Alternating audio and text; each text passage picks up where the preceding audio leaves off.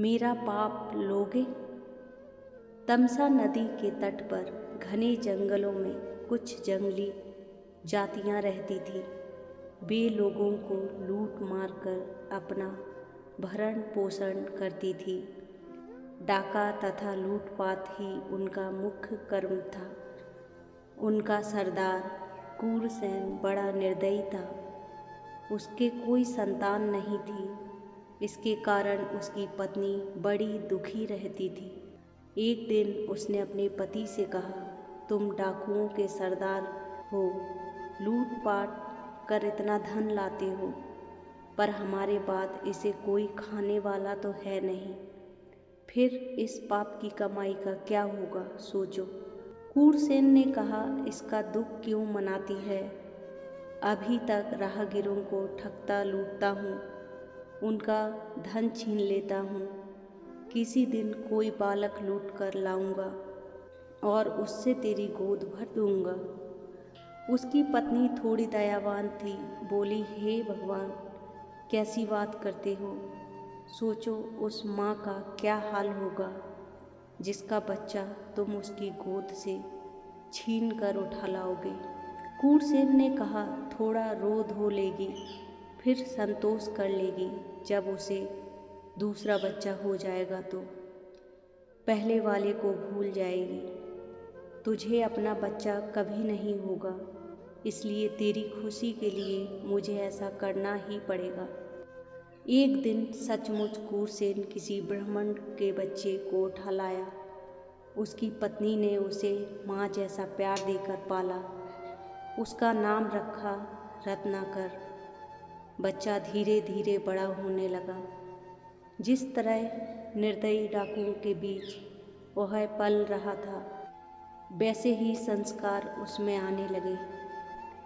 बड़ा होकर उसने भी अपनी जीविका इसी प्रकार लूटमार से शुरू कर दी। कूरसेन अब बूढ़ा हो चुका था। उसके इस बेटे ने उसी के काम को अपना लिया। माँ को थोड़ा बुरा लगता था कि यह ना जाने किस भले घर का लड़का है। हम लोगों की संगति संस्कार से लुटेरा बन गया है, पर कह कुछ नहीं पाती थी। लड़का जब जवान हो गया तो उसकी शादी कर दी गई। उसके घर में एक बच्चा भी हो गया। उन घने जंगलों से जो भी यात्री आते जाते वह उनका धन सामान लूट लेता। एक दिन उस रास्ते से 5 ऋषि किसी यज्ञ में भाग लेने जा रहे थे। साथ में नारद जी भी अपनी वीणा बजाते ईश्वर का भजन करते चले जा रहे थे। वे सभी साधु महात्मा थे। उनको किसी का क्या डर, ना उनके पास कोई धन था, ना किसी से बैर, इसलिए निर्भय थे। रत्नाकर ने एक साथ इतने साधुओं को आते देखा तो सोचने लगा, आह, आज तो खूब अन्न धन मिलेगा। साधु याजमानों से खूब धन पाए होंगे।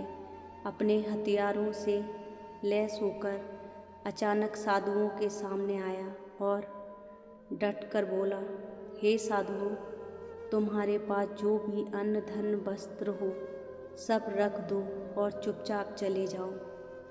अगर तनिक भी प्रतिरोध किया तो जान से हाथ धोना पड़ेगा, सबको मार डालूंगा। अचानक सामने आए डाकू की ऐसी बात सुनकर साधुओं की तो डर के मारे घिघी बंध गई। डरने से तो संकट से छुटकारा मिलेगा नहीं, यह सोचकर नारद जी ने साहस से कहा, भाई, हम लोग साधु सन्यासी हैं, हमारे पास धन कहाँ। हम लोग एक यज्ञ में जा रहे हैं।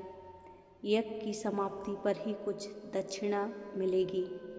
अभी तो हमारे पास कुछ भी नहीं है।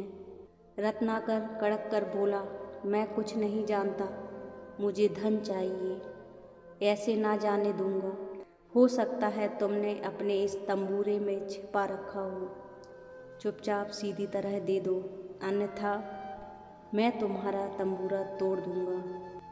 यह कहकर उसने नारद जी की वीणा छीन ली। नारद ने सोचा, बड़े संकट में आ गए हैं। अब क्या करें? एक तो है कर्म से डाकू और बुद्धि से मूर्ख, इसे तो दूसरी तरह से समझाना होगा।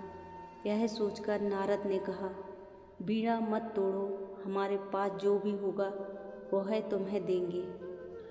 तुम जो यह लूटपाट करते हो यह बुरा काम है, इसका पाप भी लगता है।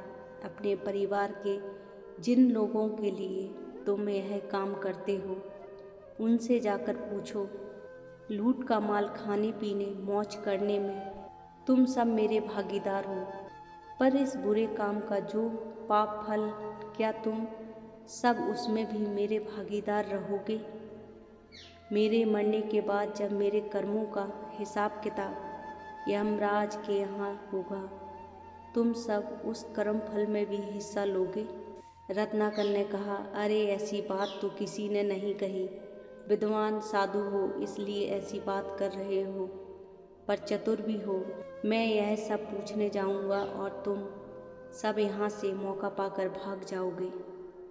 नारद जी ने हंसकर कहा, ऐसी बात नहीं, ऐसा करो, तुम हम सबको एक रस्सी से किसी पेड़ के साथ बांध दो, हम यहाँ बंधे रहेंगे, तुम निश्चित होकर जाकर पूछाओ।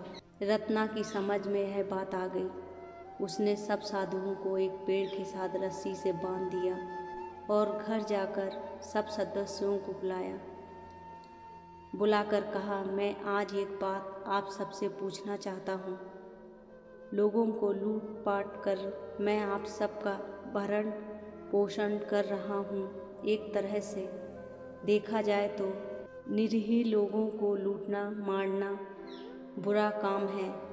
बुरे कर्मों का फल भी बुरा होता है। लूटपाट से आए धन अन्न में जैसे आप सब भागीदार हो, क्या ऐसे ही भागीदार मेरे पाप का फल भोगने में भी होंगे? आज बेटे के मुंह से दान पुण्य और उसके फल की बात सुनकर माँ चौंकी। सोचा, जरूर कोई बात है। तत्काल जवाब दिया, पुत्र, हर एक व्यक्ति को अपने कर्मों का फल अकेले ही भोगना पड़ता है। कर्म फल में कोई किसी का भागीदार नहीं होता। तुम्हारा काम परिवार का पालन पोषण करना है, वह तुम किस तरह करते हो यह तुम्हें सोचना चाहिए। भरण पोषण करना तुम्हारा धर्म है। हम खा पी रहे हैं, बुरे काम से यह सब लाते हो तो इस पाप कर्म का फल भी तुम्हें ही अकेले भोगना पड़ेगा। माँ के साथ पत्नी और बेटे ने भी ऐसा जवाब दिया। सुनकर रत्नाकर की आंखें खुल गईं। वह भागकर साधुओं के पास आया और माँ, पत्नी तथा बेटे का उत्तर बताया। नारद जी ने कहा, देखा, पाप कर्म के फल में कोई साथी नहीं होता, इसलिए अपना जीवन नष्ट मत करो। यह सब छोड़कर अच्छे काम करो। रत्नाकर को बड़ी ग्लानि हुई। उसने साधुओं को छोड़ दिया और नारद के चरण पकड़कर कहा, देवश्री, आपने मेरी आंखें खोल दी। मैं अब जीवन की राह बदल दूंगा। मुझे अब परिवार से कुछ लेना देना नहीं। आप मुझे अपने साथ ले चलो और रास्ता दिखाओ। आपकी संगति में मैं इस पाप कर्म से छुटकारा पा जाऊंगा। रत्नाकर नारद के पास रहा। नारद ने उसे शिक्षा तथा ज्ञान दिया और तपस्या की विधि बताई। रत्नाकर सब भूलकर ऐसा तप करने बैठा कि अपना तन मन सब भूल गया। जहाँ वह समाधि लगाकर बैठा था उसके चारों ओर मिट्टी का वाल्मीकि बन गया। उसी के बीच वह तप में समाधि लगाए रहा। एक दिन नारद के साथ सरस्वती देवी आई। वर्षा से मिट्टी का वाल्मीकि खुल गया। रत्नाकर की समाधि भंग कर नारद ने कहा, रत्नाकर उठो, तुम्हारी साधना तपस्या सफल हुई। वीणा बंदनी सरस्वती तुम्हें महाकाव्य लिखने की प्रतिभा प्रदान करने आई हैं। अब तुम्हारा नाम वाल्मीकि से प्रकट होने के कारण वाल्मीकि होगा। समझो, तुम्हारा पुनर्जन्म हुआ। वाल्मीकि ने नारद और सरस्वती को प्रणाम किया। इन्होंने आगे चलकर भगवान राम के जीवन पर रामायण लिखी, जो वाल्मीकि रामायण नाम से प्रसिद्ध है। राधे राधे दोस्तों।